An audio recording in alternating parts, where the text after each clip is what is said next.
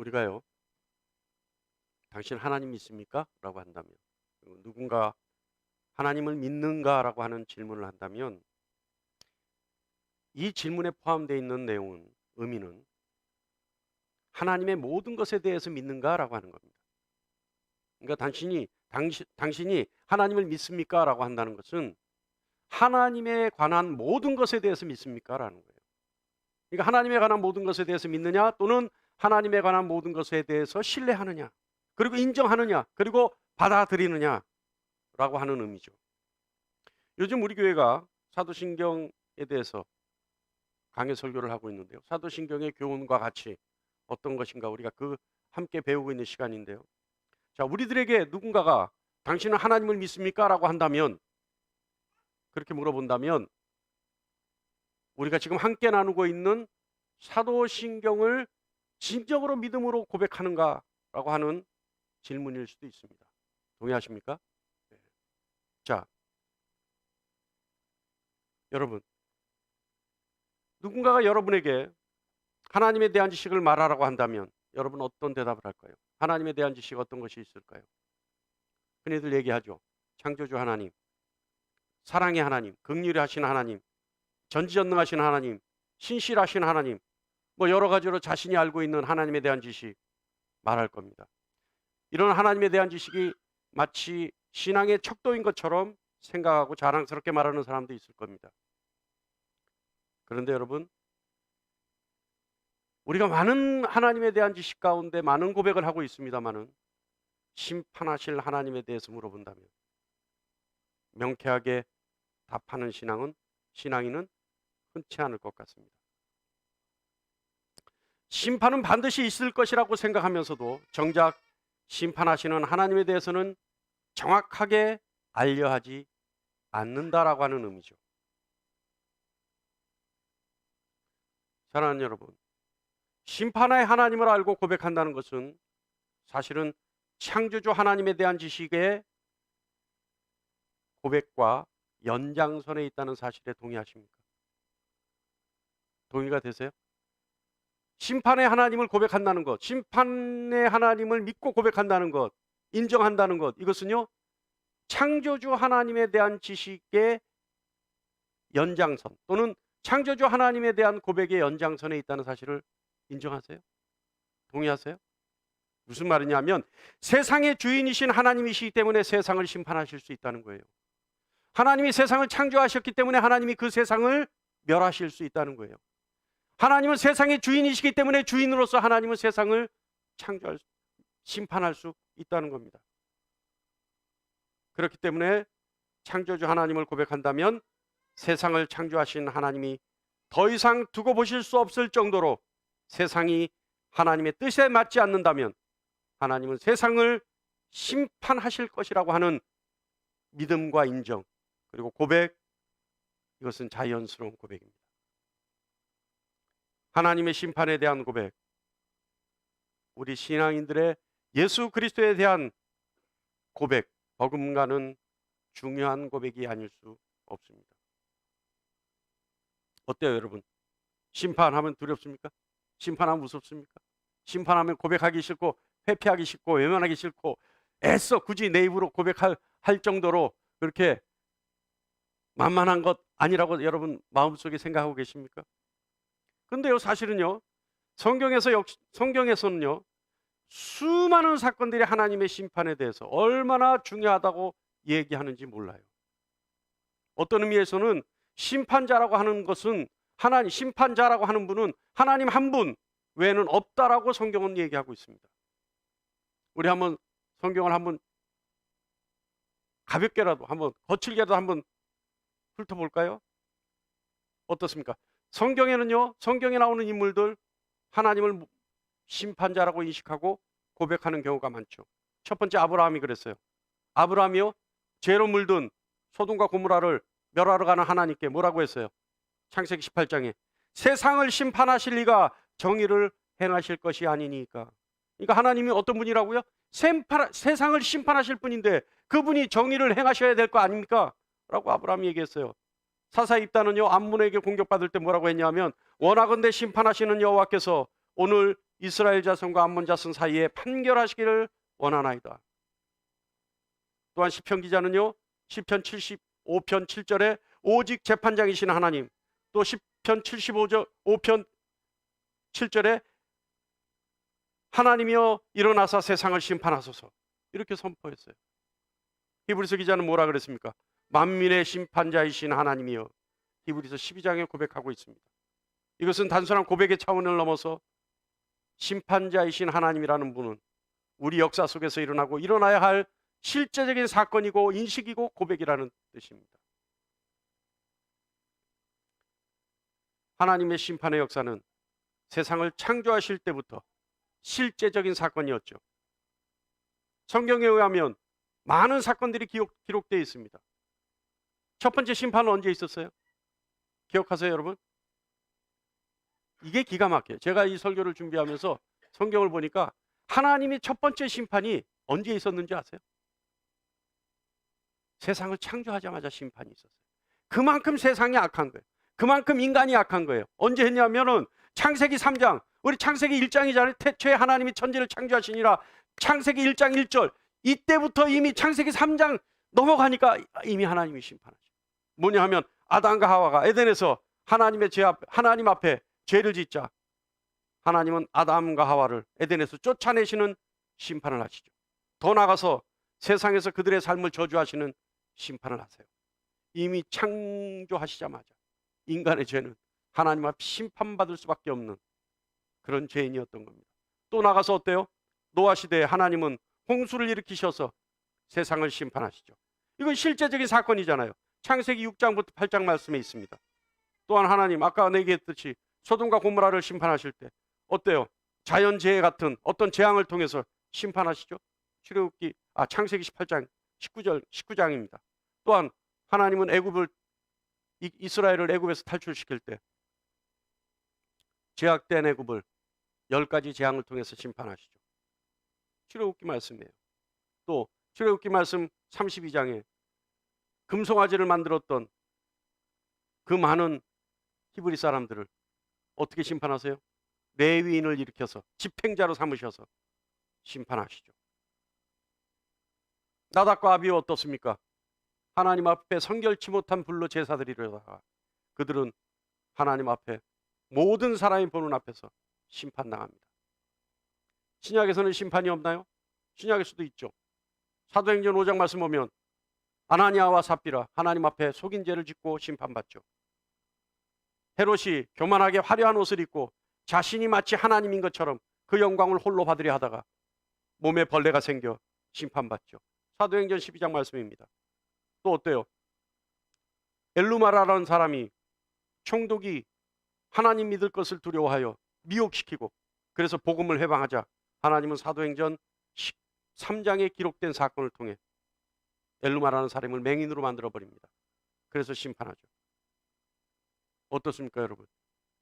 지금도 도처에서 하나님의 심판은 일어나고 있죠. 그런데 사도행전 고백을 통해 보면 하나님의 심판이 누구를 통해 이루어진다고 고백합니까? 오늘 말씀처럼 바로 예수 그리스도를 통해서 이루어진다고 고백합니다. 거기로부터 산자와 죽은 자를 심판하러 오시리라. 주님은 하나님 우편에 앉아 계시다가 그것으로부터 산자와 죽은 자를 심판하러 오십니다. 이 사실을 믿습니까? 믿습니까? 요한복음 5장 22절 오늘 본 말씀에 아버지께서 아무도 심판하지 아니하시고 심판을 다 아들에게 맡기셨으니. 사랑하는 여러분, 성경의 기록대로 주님은 언제나 반드시 세상을 심판하러 다시 오십니다. 사도행전 1장 11절 후반부에 너희 가운데서 하늘로 올려지신 이 예수는 하늘에 가심을 본 그대로 오시리라. 할렐루야. 그래서 우리 항상 고백하죠. 마라나타 마라나타, 주 예수여 어서 오시옵소서. 여러분, 주님이 어서 오시기를 원하는 분 손 한번 들어보세요. 여기 몇 분 안 계시니? 좀 더 있다가 오셨으면 좋겠다는 분, 좀 더 있다가 오셨으면 좋겠다는 분. 네? 이게 손을 들고 안 들고의 차이가 내가 지금 지질이 고생하니까 빨리 오셨으면 좋겠다. 이게 되면 안 돼요. 또 내가 이 세상을 살만하니까 좀 더 있다 오셨으면 좋겠다. 이렇게 되면 안 돼요. 이게 들고 안 들고의 차이가 어느 거냐면, 내가 하나님이 나에게 맡기신 일이 아직 많은데 내가 좀 더 하고 정말 하나님 앞에 큰 상급을 바라기 위해서 조금만 더 있다 오세요. 네, 더 열심히 하겠습니다. 이런 마음으로 좀 있다 오세요. 예? 그리고 주님 너무나 사랑합니다. 너무나 보고 싶습니다. 빨리 하나님의 은혜가 이 세상 온 천지에 충만하기를 원합니다. 이런 의미로 빨리 오세요 하는 거예요. 이래야 되는 거예요. 그죠? 할렐루야. 예. 고백을 보면요, 이 사도행전 고백을 보면 산자와 죽은 자를 고백하죠. 자, 이제 우리 먼저 산자와 죽은 자 한번 생각해 보죠. 산자는요, 먼저 죽은 자 할까요? 죽은 자는요, 하나님과 관계, 첫 번째 죽은 자의 의미가 두 가지예요. 첫 번째 의미는 뭐냐면, 우리가 3주 전에 했던 것처럼 죽은 자는 어떤 자가 죽은 자예요? 하나님과 관계가 끊어져서, 그죠? 그래서 하나님과 관계가 끊어져서 죄의 싹슨 사망인 그 자체 그대로 살아있는 사람, 그대로 남아있는 사람. 그래서 하나님 존전에 도저히 들어갈 수 없는 사람. 그죠? 그래서 하나님으로부터 거부당하는 사람. 그래, 하나님과 관계가 완전히 끊어져서 더 이상 회복이 안 돼 있는 사람. 쉽게 얘기해서 하나님과 관계를 회복시킬 수 있는 기회를 자기 것으로 만들지 못한 사람. 그죠? 이 사람들이 사망, 죽은 자예요. 죽은 자. 또 하나의 의미는 주님이 오실 때까지 살아남아 있는 사람. 이 사람들이 살아남아 있는 존재. 그래서 그때는 주님이 오셨을 때 살아있는 산자와 죽은 자, 이 산자는요, 그때 살아있는 사람이 산자죠. 조금 헷갈렸는데, 그죠? 그 다음에 죽은 자는 그때 이미 죽어 있는 사람. 그때 이미 정말 육신적으로 죽어 있는 사람. 이게 두 가지 의미. 그리고 산자는 그때까지, 주님이 오실 때까지 살아있든지, 또는 하나님과 관계가 회복되어져서 정말 산대로 영원히 살 수 있는 생명을 얻은 사람. 자, 그렇다면 이제 심판에 대해서 한번 생각해 볼까요? 자, 심판. 우리는 조금 전에 심판을 인정한다고 했어요. 그리고 심판을 믿는다라고 했습니다. 그렇다면 심판은 누가 하는 걸까요? 그것은요, 우리가 다 알다시피 우리 주 예수 그리스도께서 심판하십니다. 주님은 귀천하신 모습 그대로 다시 오셔서 산자와 죽은 자를 심판하십니다. 가셨던 모습이라는 것은 인자의 모습 그대로 오셔서 산자와 죽은 자를 심판한다는 겁니다. 인자가 뭐예요? 인자. 다니엘서 7장 말씀에 의하면 인자는 사람의 모양으로 있는 사람이라는 뜻입니다. 그러니까 주님이 사람의 모양으로 오셨죠. 그래서 다니엘서 7장 13절에 인자 같은 이가 하늘 구름 타고 와서, 그러니까 주님이 하나님이심에도 불구하고 사람의 모양으로 오셨기 때문에 인자라고 얘기하는 겁니다. 그래서 인자 같으니, 사람의 모양을 한 그분이 라고 하는 뜻이죠. 그래서 그분이 오셔서 세상을 심판하십니다. 주님은 죄인들의 불의를 심판을 하시기 위해 오시는데요. 왜냐하면 주님은 사람들에게 불의의 심판을 받으셨기 때문에 그래요. 주님이 십자가에 달려 돌아가신 것은 주님이 사람들에게 불의의 심판을 받으셨기 때문에 그래요. 그래서 주님 역시 그들을 심판하는 것이 마땅하죠. 사람들은 주님을 공경하지 않았어요. 그래서 주님을 받아들이지 않았고 주님을 인정하지 않았습니다. 그래서 주님을 십자가에 달아 죽이는 불의의 심판을 했죠. 그래서 주님이 당하신 그 불의의 심판 그대로 이 땅에 오셔서 세상을 심판하십니다. 그런데 그것이 비단 주님을 멸시하고 십자가에 못 박은 사람들만의 이야기일까요? 오늘날에도 있어요. 주님이 구주이신 것을 수많은 증거를 통해 보여주셨는데도 불구하고 주님을 거부하고 주님을 외면하고 주님을 멸시하는 사람들, 이 사람들도 주님을 불의로 심판한 사람들입니다. 그래서 주님 말씀하시죠. 오늘 본문 5장 23절 후반부에 아들을 공경하지 아니하는 자는 그를 보내신 아버지도 공경하지 아니하느니라. 여러분, 주님이 세상을 심판하실 때 우리는 어떤 모습으로 나가야 할까요? 여러분의 가지고 있는 환상 속에, 또는 여러분 가지고 있는 상상 속에, 여러분 가지고 있는 믿음과 신앙의 모습 속에 주님이 세상을 심판하실 때 나는 어떤 모습으로 나갈 수 있을까에 대해서 확신이 있습니까? 여러분, 우리는 어떤 모습으로 나갈 수 있을까요? 여러분, 어떤 모습으로 나갈까요? 할렐루야. 생각해 본 적 없어요? 나는 어떤 모습으로 주님 앞에 나갈 수 있을까? 성경은요, 어떤 모습으로 나가야 된다고 얘기하냐면, 성경은 주님을 공경한 결과, 아버지를 공경한 결과 주님 앞에 부끄럽지 않게 나가야 한다라고 기록하고 있습니다. 공경한다는 것은요, 다른 의미가 아니에요. 주님을 인정하고 받아들인다는 거예요. 주님을 인정하고 받아들이는 것이 주님을 공경하는 것이고, 그 주님을 받아들이는 것이 그를 보내신 아버지를 공경하는 겁니다. 주님이 온전히 나의 주님이시고 나의 주인이시며 나의 모든 것이 된다라고 하는 의미로 주님을 받아들이는 거죠. 주님 앞에 부끄럽지 않게 나가는 것.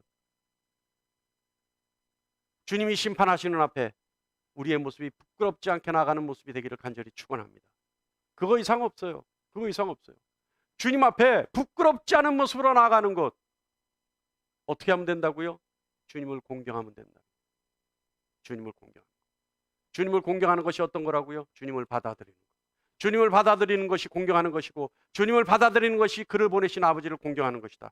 그래서 요한 1서 2장 28절 말씀에 자녀들아, 이거 다 같이 한번 읽어볼게요. 시작. 자녀들아, 이제 그의 안에 거하라. 이는 주께서 나타나신 바 되면 그가 강림하실 때 우리로 담대함을 얻어 그 앞에서 부끄럽지 않게 하려 함이라. 아멘. 할렐루야.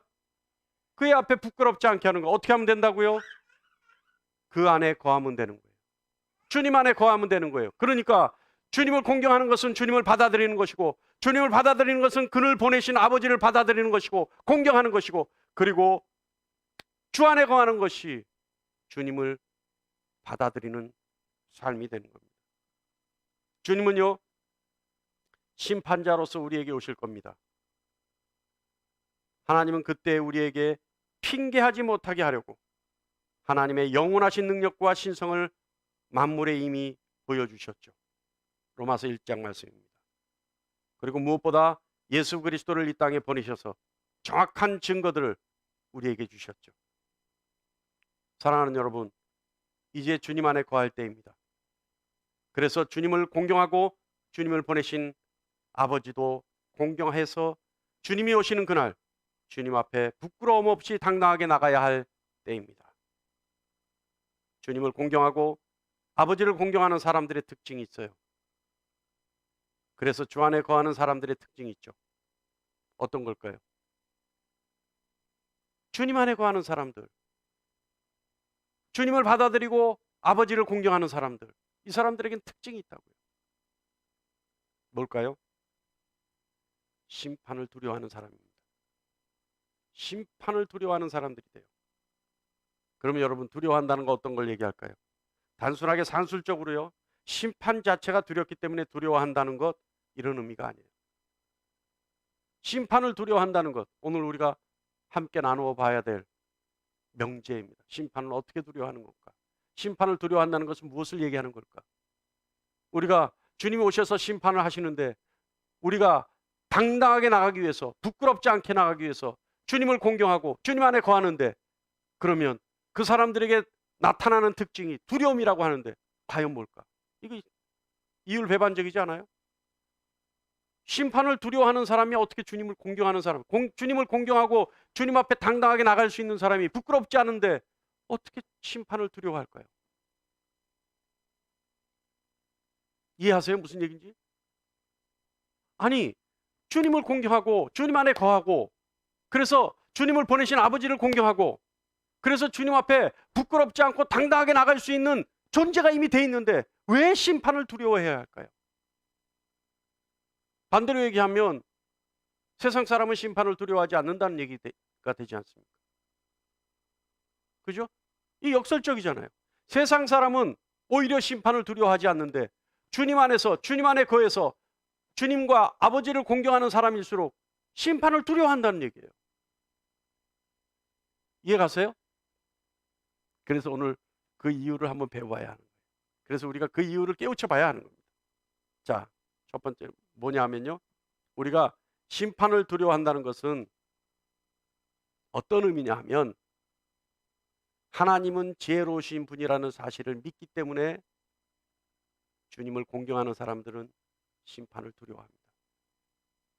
히브리서 4장 13절에 지으신 것이 하나도 그 앞에 나타나지 않음이 없고 우리의 결산을 받으실 이의 눈앞에 만물이 벌거벗긴 것 같이 드러나느니라. 아멘. 하나님의 지혜는요, 만물을 벌거벗긴 것처럼 들여다보실 수 있어요. 하나님의 지혜는요, 그 앞에 어떤 것도 숨길 수 없습니다.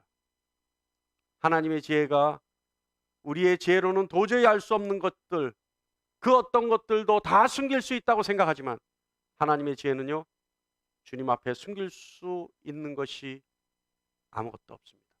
그러므로 하나님을 지혜롭다 인정하는 사람은, 하나님의 지혜를 두려워하는 사람은 하나님 앞에 숨길 것이 없다라고 하는 경각심 때문에 심판을 두려워하지 않을 수 없습니다. 할렐루야. 할렐루야. 오늘 좀 실내가 좀 더운가요? 저만 더운가요? 제가 좀 덥죠? 네, 더워요. 그래서 이 스태프들은 설교에 몰입되다 보니까 몰랐어요. 좀 낮춰. 이걸 아예 앞에 거는 끄셔도 될 것 같아요. 이게 좀 덥습니다. 여러분, 우리가요, 세상을 살아가면서 주님 안에 거한다라고 하는 것은요, 감찰하시는 하나님의 눈동자를 인식하는 거거든요. 그래서 우리의 삶이 어떤 삶인지 스스로의 양심은 너무 잘 알아요.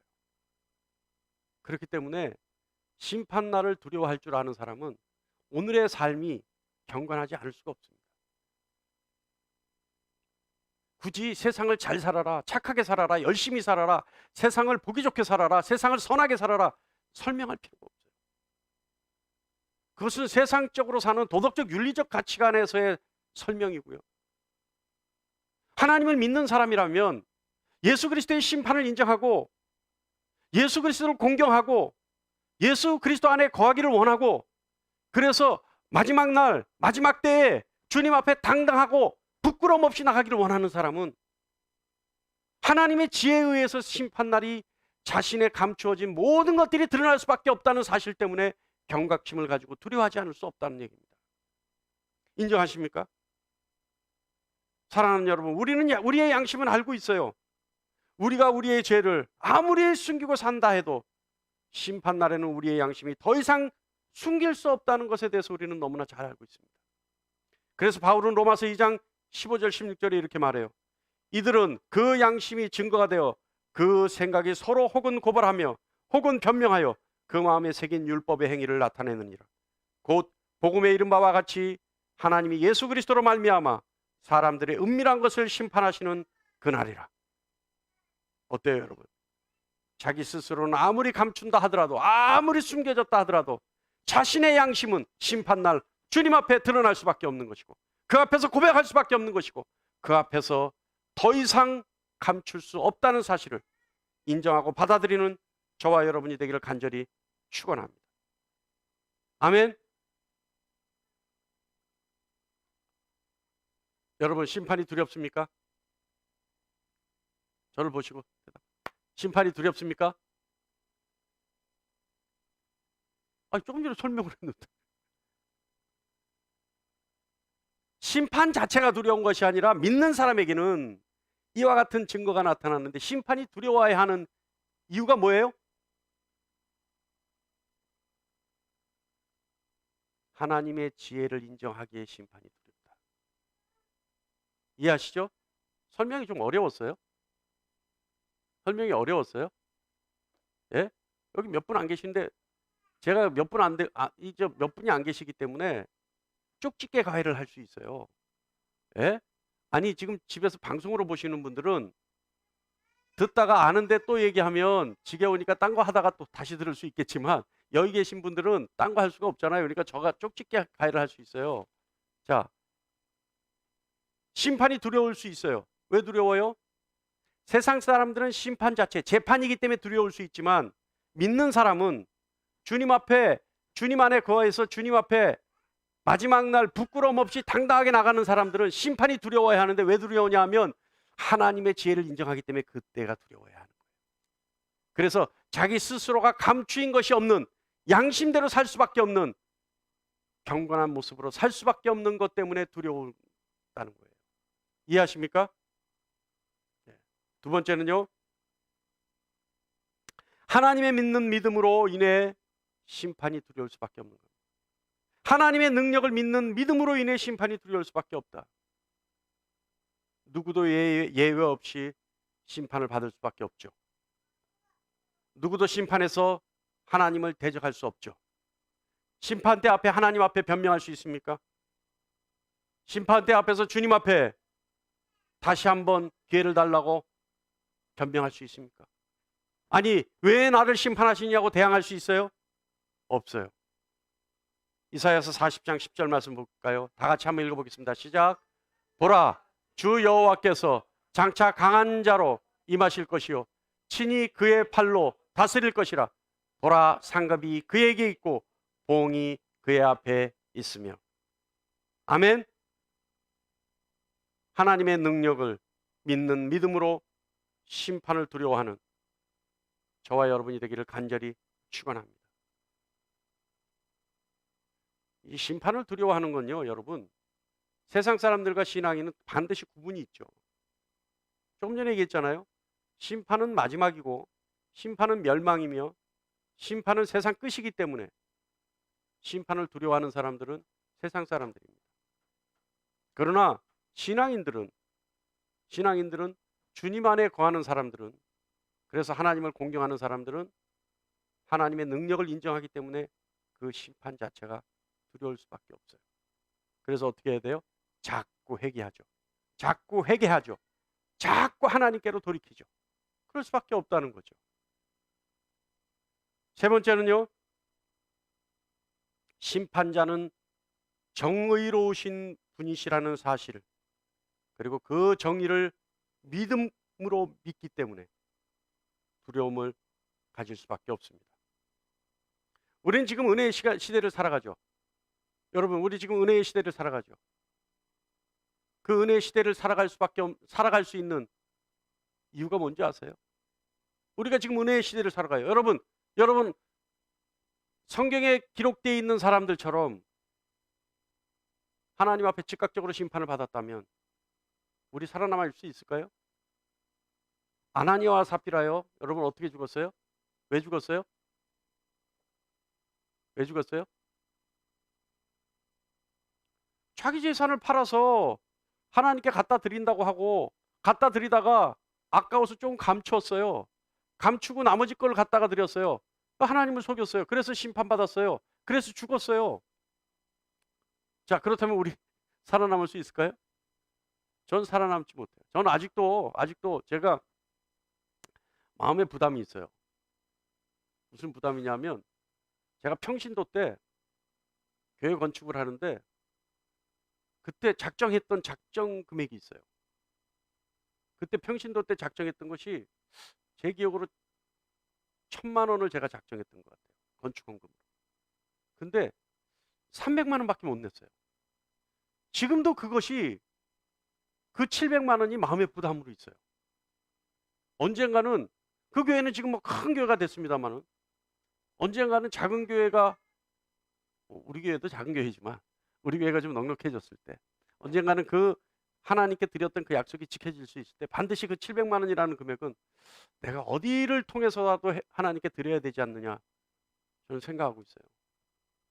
여러분, 하나님은 정의로우신 분이에요. 이 정의로우신 분, 하나님은 절대 정의다, 하나님은 절대 의롭다, 이 사실 때문에 우리가 심판이 두려워야 한다는 겁니다. 우리가 지금 은혜의 시대를 살아가는데 이것은 우리의 공로 때문이 아니라 주님이 우리를 위해 중보해 주시지 않으면, 그래서 주님의 십자가의 공로가 아니면 우리는 살아갈 수가 없죠. 그 사실 때문에 우리는 그 정의로우신 주님의 중보 때문에, 그분의 십자가 공로 때문에 우리는 심판을 두려워하지 않으면 안 된다는 얘기입니다. 주님이 오실 때는요, 은혜의 시대가 아니에요. 주님이 오실 때는 오로지 정의의 시대만 있을 뿐입니다. 그때 의롭지 못한 사람은 살아남을 수가 없죠. 어떻습니까, 여러분? 그때 살아남을 수 있는 의로운 저와 여러분이 되기를 간절히 축원합니다. 방법이 뭐예요? 우리가 의로울 수 있어요? 아니에요. 예수 그리스도를 믿는 믿음, 예수 그리스도 안에 거하는 믿음, 예수 그리스도를 공경하는 믿음으로 우리는 의로워질 수 있습니다. 의롭게 살아가는 저와 여러분이 되기를 간절히 축원합니다. 하나님의 진노를 알고 인정하며 두려워해야 돼요. 로마서 2장 5절 말씀 다 같이 한번 읽어볼까요? 시작. 내 고집과 회개하지 아니한 마음을 떠라. 진노의 날 곧 하나님의 의로우신 심판이 나타나는 그날에 이 말 진노를 내게 쌓는도다. 사랑하는 여러분, 심판의 날은요, 하나님의 진노를 다 드러내는 시간입니다. 마지막 그때는 하나님이 가지고 계셨던, 우리가 평생을 통해 쌓아갔던 진노를 하나님이 일시에 다 드러내는 시간입니다. 하나님은요, 진노하시는 하나님이죠. 하나님의 진노란 어떤 것을 얘기합니까? 화를 내시는 거, 분노하시는 게 진노예요? 아니에요. 악이라는 존재에 대해서 반응을 하나님이 나타내시는데, 악이라는 존재에 나타내는 반응이 바로 진노입니다. 여러분, 우리에게 악의 흔적이 조금이라도 있다면 하나님은 마지막 때에 진노라는 모양으로 반응하십니다. 다시 한번 여러분에게 권면합니다. 주님 안에 거하십시오. 주님을 공경하십시오. 그래서 주님이 오시는 그날 진노의 하나님 앞에 당당히 나갈 수 있는 저와 여러분이 되기를 간절히 축원합니다. 주님은요, 심판의 권위를 가지고 계신 분이죠. 그래서 오늘 본문 말씀 26절 말씀처럼 아버지께서 자기 속에 생명이 있음 같이 아들에게도 생명을 주어 그 속에 있게 하셨도다. 주님은요, 생명의 권세가 있는 것처럼 심판의 권위도 가지고 계신 분입니다. 자신이 만드신 세상의 권위도 가지고 계신 분이죠. 그래서 주님은 우리에게 율법을 주시고 그것을 지키느냐 지키지 않느냐에 따라서 보상할 권리도 벌할 권리도 가지고 계신 분입니다. 이 사실을 믿고 심판을 두려워할 줄 아는 여러분 되시길 간절히 축원합니다. 근데요, 사실은 오늘 여러분에게 이 설교를 통해 두려움만 주려고 하는 것이 아니에요. 사실 이 심판이요, 우리가 다른 각도로 생각하면 얼마나 큰 은혜가 있는지 몰라요. 심판, 어떤 하나의 의미가 또 있는데요, 그 의미를 생각하면 이 심판이라는 것이 얼마나 우리 믿는 사람에게는, 우리 신앙인들에게는 큰 은혜의 메시지인지 여러분 함께 나눠볼까요? 오늘 이 의미만 하나 더 깨닫고 이 시간을 마치고자 합니다. 심판이 왜 은혜냐면요, 하나님이 완전하시기 때문에 심판은 은혜입니다. 무슨 의미냐면 하나님은 도덕적으로도 완전하신 분이라는 의미입니다. 도덕적으로 완전하신 분이라고 하는 의미는 많은 의미를 내포하고 있지만 그 중에서 가장 중요하게 생각되어지는 도덕적인 하나님은 우리를 끝까지 책임지신다는 겁니다.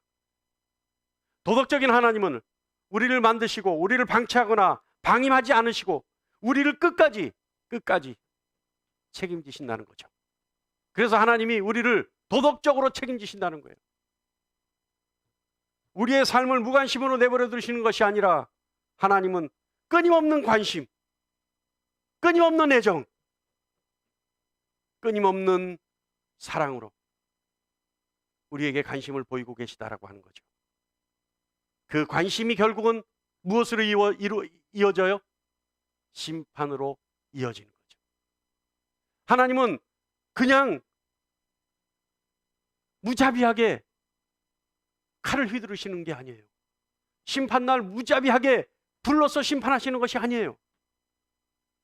하나님은 철저하게 도덕적으로 완전하신 분이기 때문에 우리의 삶을 통해 수없이 간섭하시고 수없이 개입하시고 우리가 원할 때마다 언제든지 우리의 삶에 들어오셔서 우리를 이끌어 가시는 분이에요.